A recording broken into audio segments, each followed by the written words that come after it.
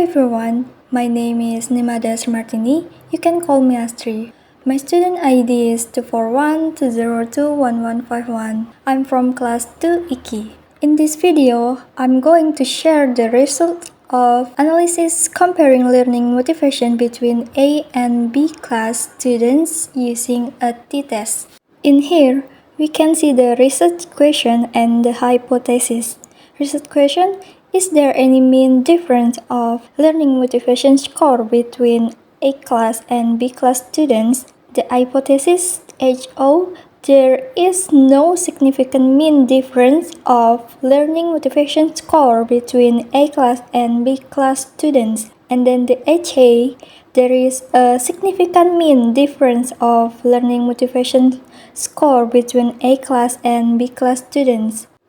On this table, we can see the descriptive statistic of learning motivation score for both classes. For A class, the mean score is 54.26 and for B class it's 56.62, which is slightly higher. We can also see that the standard deviations are quite similar.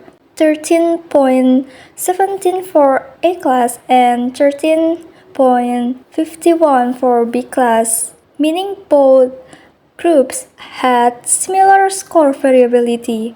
Although there is a small difference in the means, we still don't know if it's significant or not. To determine that, we need analysis using an independent samples t-test. Now, let's check the test of normality. If the p-value is below 0.05, it means that the data is not normally distributed. If the p-value is above 0.05, it means that the data is normally distributed. We can see from the table here, based on Kolmogorov-Smirnov, the p-value of both A and B class is 0.200, and based on Sabiro-Wilk, the p-value is 0.639 for A class and 0.254 for B class. It means that the p-value is above 0.05, so the data is normally distributed, and we can use t-test. The graph shows that how the normally look like. Next, let's see the test of homogeneity of a variance. If the p-value is below 0.05, it means that the variance between two groups are not equal. But if the p-value is above 0.05, it means that the variance between two groups are equal.